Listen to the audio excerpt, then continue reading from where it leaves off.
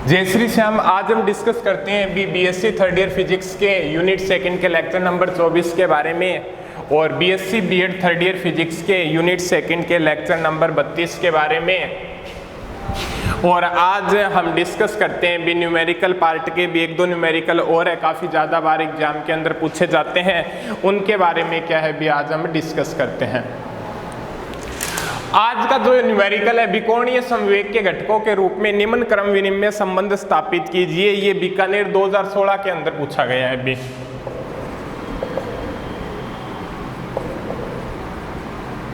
Exam के अंदर 2016 के अंदर पूछा गया है। ये दिया गया है बी, कैपिटल ब्रैकेट है यहाँ पे,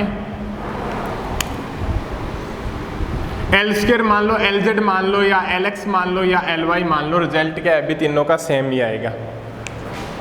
ठीक है, वो देख लेंगे किस प्रकार से रिजल्ट आएगा, उसके बाद में बता देंगे भी अपने एक बार एल एक्स मान के लिए कर लो।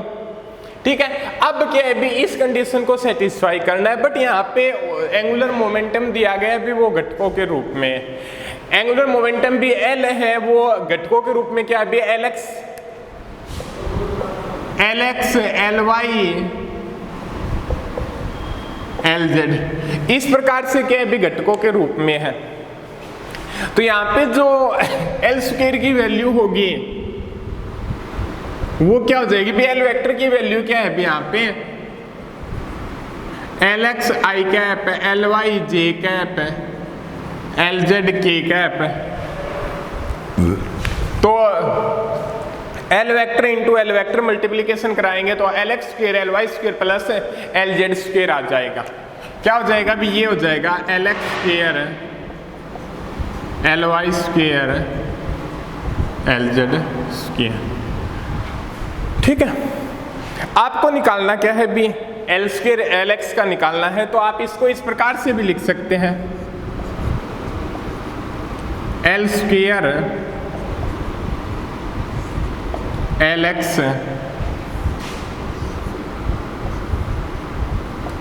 Square L Y square L Z square L x. आप इसको इस प्रकार से भी लिख सकते हैं भी अलग अलग के रूप में, L x square L x L Y square L x plus L Z square L x. ठीक है, इस प्रकार से भी क्या है आप अलग अलग फैक्टर के रूप में क्या है इसको डिवाइड कर सकते हैं। अब उसके बाद में हमें एक चीज और भी देखते हैं। यहां तक हो गया अभी आपका क्लियर। अब देखिएगा भी इन अलग अलग फैक्टरों को और भी क्या है आप इस टर्म को सोल्व करते हैं, इस टर्म को सोल्व करते हैं और इस टर्म को भी क्या करते हैं भी सोल्व करते हैं। तो इस टर्म को सोल्व करते हैं तो एक फॉर्मूला पढ़ा है भी आपने, यदि ए बी सी दिया हो तो आप ए सी बी, इधर वाली साइड है तो एक बार बी को बाहर ले लो, डबल वाली का बात करना है, और ए को ले गो आप है तो बी सी। इस प्रकार से आप क्या है भी लिख सकते हो। कहने का मतलब आपको ये चीज बताने का मतलब ये है भी यहाँ पे दो टर्म हो और यहाँ पे सिंगल टर्म हो, तो ये टर्म क्या है भी जो टर्म क्या है इसके लेफ्ट साइड है तो वो यहाँ पे लेफ्ट साइड ही आएगी, जो टर्म क्या है भी राइट साइड है तो वो क्या होगी भी राइट साइड ही आएगी। ठीक है भी पहले देख लो आप, राइट साइड की ये दो डबल टर्म है, ये राइट साइड है तो ये राइट साइड ले लो, और ये लेफ्ट साइड है तो ये लेफ्ट साइड ले लो। आपके इस प्रकार से क्या है भी दो चार करोगे, बट ये याद रखना भी आप कौन सा ही पहले यूज कर सकते हो, ये पहले इधर ले आ सकते हो, पहले इधर ले जा सकते हो, कोई फर्क नहीं पड़ता। बट जो राइट साइड है उसको राइट साइड ही निकालना है और लेफ्ट साइड है उसको क्या है लेफ्ट साइड के रूप में ही बाहर निकालना है। तो हम फर्स्ट डिस्कस करते हैं भी इसको, क्या चीज दी हुई है भी अपने पास, L x square L X दिया गया, इसको आप इस प्रकार से भी लिख सकते हो, L x L x L x square दी गई, कंपोनेंट दिया गया है भी, कोई एल स्क्वायर नहीं दी गई जहाँ पे उसको इस प्रकार से लिखोगे। इस प्रकार से भी आपके अभी इसको लिख सकते हो। अब यहाँ पे देखिएगा LX LX LX यही होगा, कोई यहाँ पे तो सेम दिखाया गया है, कोई फर्क नहीं पड़ता।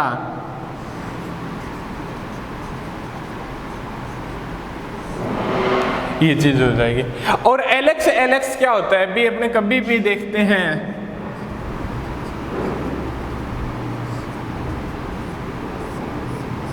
जीरो हो जाएगा। क्या हो जाएगा भी? जीरो हो जाएगा। ठीक है, तो ये जीरो होगा तो ये टर्म जीरो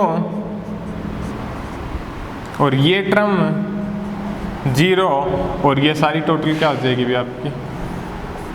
जीरो हो जाएगी। ठीक है, तो आपका ये फैक्टर की वैल्यू क्या आ गई भी आपकी? जीरो आ गई।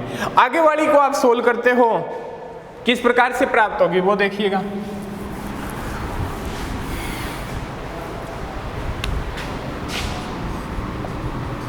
LY square LX LY LX एक बार है LY LX LY plus LY LX, ये चीज आ गई भी आपके सामने। अब LY LX क्या होता है भी आपका, ये बताइएगा। एक चीज आपने पढ़ी होगी भी, इधर वाला साफ कर दिया, चलो पढ़ा रहने दो। आपने ये चीज पढ़ा होगा भी X Y Z यहाँ से स्टेज के रूप में चलता है, X से Y से Z और Z से X के रूप में चलता है। ये चीज तो आपने क्या है X से Y और Y से Z और Z से X के बारे में आपने पढ़ा ही होगा। और ये चीज कन्वर्ट किया होगा भी आपने LX LY JH cut LZ होता है और यहाँ से LY LZ JH cut LZ होता है और यहाँ से LZ LX JH cut YZ है तो ये X हो जाएगा और ZX है तो ये Y हो जाएगा। X Y Z है, Y Z X है, Z X LY है। ये चीज होती है भी आपकी। ठीक है, इसके बारे में आपको पता भी होगा बी जो क्या बी X से Y, Y से Z और Z से X के रूप में डिनोट करेगी। इसके अपोजिट लेते हो तो आपको नेगेटिव साइन आएगा, ये आपने कल बताया क्या। तो यहाँ पे LY LX दिया गया है तो यहाँ पे जो साइन आएगा वो क्या होगा बी माइनस होगा। क्या होगा भी नेगेटिव साइन लग के आएगा तो minus JH cut LZ LY और minus JH cut LY LZ, यही चीज आएगी। निशान क्या हो जाएगा अभी आपका माइनस का आएगा और यहाँ से आप कॉमन लोगे minus JH cut LZ LY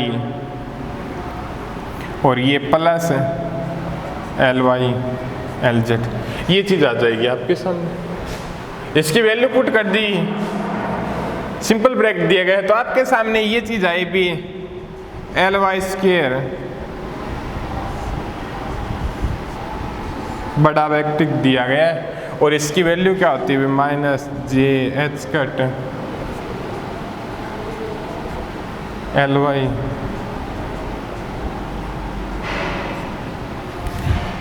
ये चीज आती है।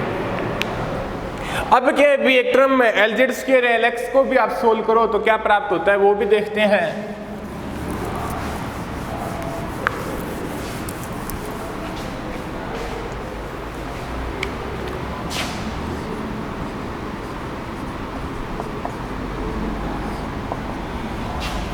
LX है तो यहाँ पे LZ LX LZ कॉमन ले लिया आपने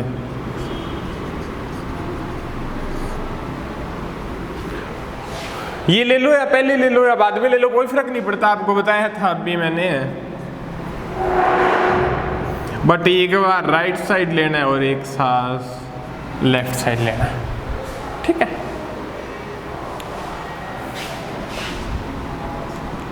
LZ LX क्या होता है अभी आपका? LZ LX JH cut LY होता है, Z से X से, सही है, पॉजिटिव होगा। तो आप लिख सकते हो यहाँ पे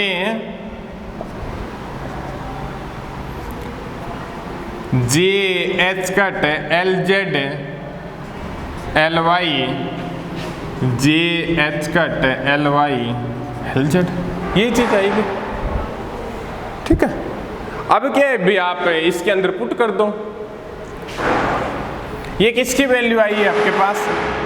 LZ स्क्वायर LX, बड़ा ब्रैकेट है, थोड़ा याद रखना बड़ा ब्रैकेट और छोटे ब्रैकेट का।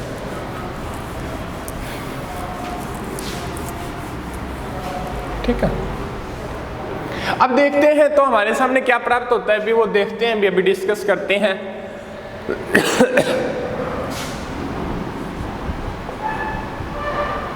L square LX 0 minus JH cut LZ LY minus JH cut LY LZ, ये आ जाएगी plus JH cut LZ LY JH cut LY LZ 0।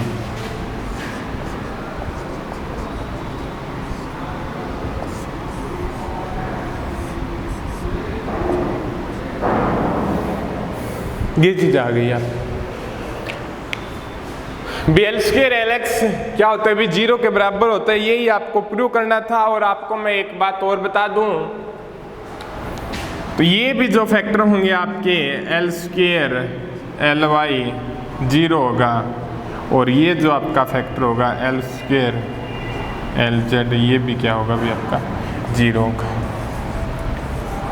ठीक है।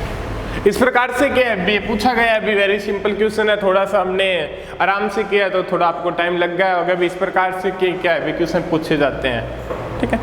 एक क्वेश्चन हो रहा है, फिर अपनी ये यूनिट कंप्लीट हो जाएगी, उसके बाद में हमें नई यूनिट पे डिस्कशन करते हैं, नई यूनिट स्टार्ट करते हैं भी, वो देखते हैं भी।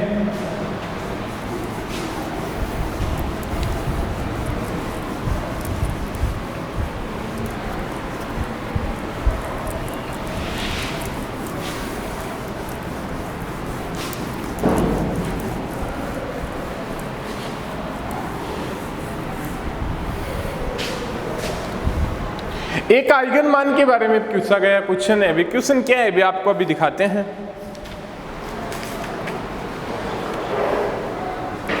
भी क्वेश्चन दिया गया है अभी अपना,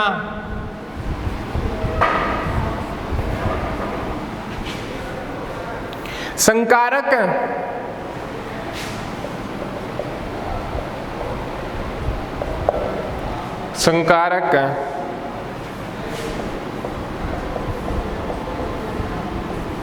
x प्लस कर लिए अपॉन कर लिए x का आइगन फलन ज्ञात कीजिए।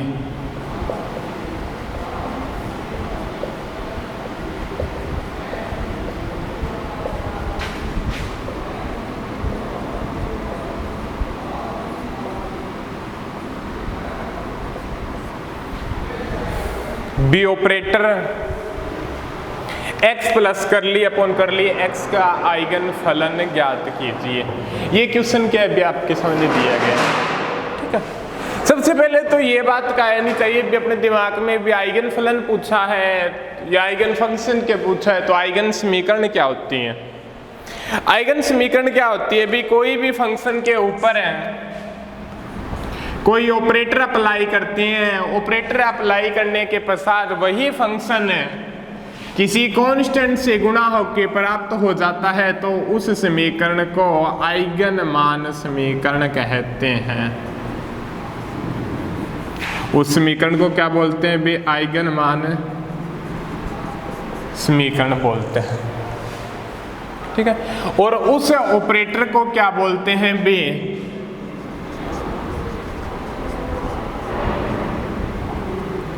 आइगन संकारक बोलते हैं, और उस कांस्टेंट को क्या बोलते हैं बे, आइगन मान, आइगन वैल्यू, और फंक्शन को क्या बोलते हैं बे, ये सीधा संकारक मान लो, आइगन फलन। ठीक है, कहने का मतलब किसी फंक्शन के ऊपर कोई ऑपरेटर अप्लाई करते हैं, और ऑपरेटर अप्लाई होने के पश्चात क्या होता है भी, वही फंक्शन किसी कांस्टेंट से गुणनफल होके प्राप्त हो जाए तो उस समीकरण को बोलते हैं आइगन मान समीकरण, उस फलन को बोलते हैं आइगन फलन, और उस कांस्टेंट को बोलते हैं आइगन मान। ठीक है, तो इसी चीज पे ऊपर यहाँ पे डिस्कशन करते हैं और उसका सोल्व निकालते हैं। तो ये बताता है भी अपने पास ऑपरेटर ये दिया गया है भी, कोई ऑपरेटर, ठीक, आइगन फलन ज्ञात करना है, फंक्शन ज्ञात करना है भी, फंक्शन मान लो साइन एक्स मान लो, एक्स का जो दिया गया है अभी आपके पास ऑपरेटर है, तो साइन एक्स को ज्ञात करना है, लैम्डा आइगन वैल्यू मान लो, और ये साइन एक्स हो गया। ये चीज प्राप्त होगी यदि हम आइगन मान समीकरण से इसको लिखते हैं। तो आगे देखिएगा, इसको सोल्व कर ले, तो आप सोल्व कर लो, एक्स साइन एक्स कर ली साइन एक्स अपॉन कर ली एक्स, लैम्डा साइन एक्स कर ली साइन एक्स अपॉन कर ली X, lambda minus X sine X. और आगे थोड़ा सा और देखते हैं।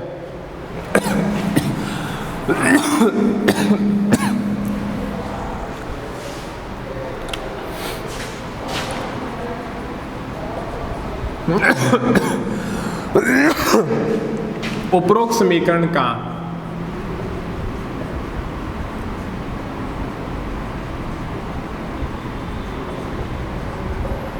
समाकलन करने पर, इसका समाकलन करोगे तो आपके सामने क्या प्राप्त होगा अभी वो देखते हैं।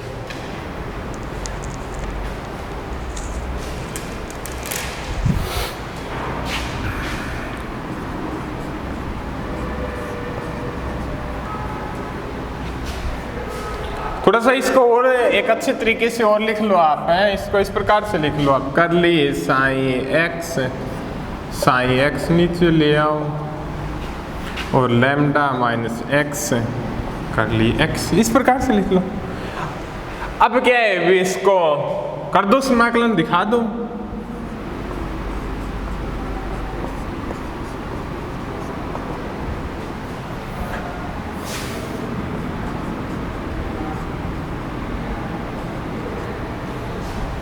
वन बाई एक्स का क्या होता है, बिलोग एक्स होता है, साइन एक्स यहाँ दिया गया, यहाँ पे एक्स मान होती है, यही आएगा बिलोग साइन एक्स। ये क्या हो जाएगा अभी आपका, अलग अलग करेंगे आप इसको, ये क्या हो जाएगा अभी आपका, लैम्डा एक्स हो जाएगा, और आगे एक्स का एक्स स्क्वायर बाई 2 हो जाएगा, यही चीज आएगी भी आपके। और सोल्व कर लो आप, साइन एक्स और e की पावर log 1 हो जाएगा, और ये